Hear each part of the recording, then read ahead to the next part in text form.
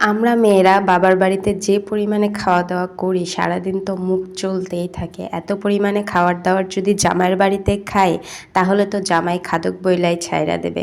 এমনি তাদের হাজারটা কমপ্লেন, কোনো কাজ করি না, সারাদিন শুধু বসে বসে খাই। আর এরকম খাবার দেখলে তো আর কোনো কথাই নাই।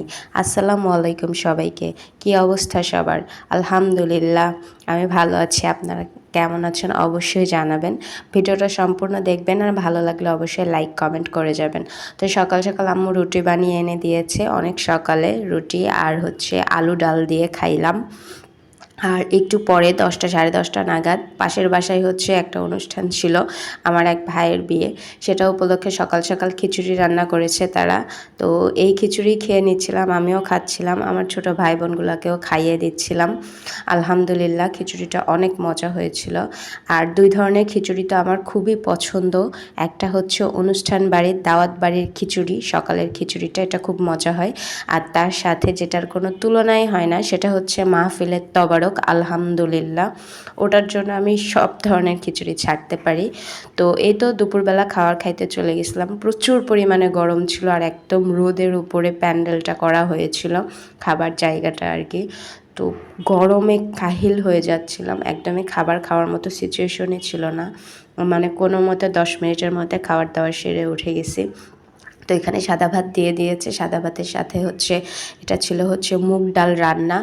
আর তার সাথে আমি খাসির মাংস নিয়েছিলাম, গরুর মাংসটা অ্যাভয়েড করেছি, অতিরিক্ত গরম ছিল। তো খাসির মাংস নেওয়ার পরে টুকটাক যতটুকু পেরেছে গরমের মধ্যে দ্রুত খেয়ে নিয়েছি। আর এই শেষ পাতে ছিল দই, দইটার সাথে একদম শেষ পাতের ডালটা মিক্সড করে খেতে আমার আবার ভালো লাগে, যার যেরকম লাগে সেটাতে সেটা নাই বললাম। তো এই তো বিকালবেলা আবার সবাইকে দোকানে নিয়ে গিয়ে কার কি লাগবে চিপস জুস এগুলো কিনে দিয়ে তারপরে একসাথে বসে সবাইকে এখানে খাওয়া দাওয়া করতেছিলাম। আম্মু আবার কিছুক্ষণ পরে আঙুর ধুয়ে নিয়ে আসলো। এখানে অলরেডি আঙুর অর্ধেকের বেশি শেষ হয়ে গেছে। সবাই মিলে থাকলে কোন দিক দিয়ে খাওয়ার শেষ হয়ে যায় এটা তো টেরই পাই না।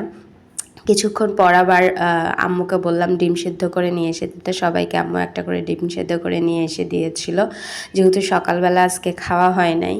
আর ডিম সেদ্ধটা আমি রেগুলার চেষ্টা করি খাওয়ার, আলহামদুলিল্লাহ। আর এই তো রাতের খাবারে একদম সিম্পল খাবার দাবার ছিল। সারাদিন এই ধরনের খাওয়া দাওয়ার পরে রাত্রেবেলা আসলে ভারী খাবার খাওয়াও যায় না। তো এখানে খাবার দাওয়ারে ছিল পুঁই শাক রান্না, সাথে ছিল সজনের ডাঁটা দিয়ে ডাল।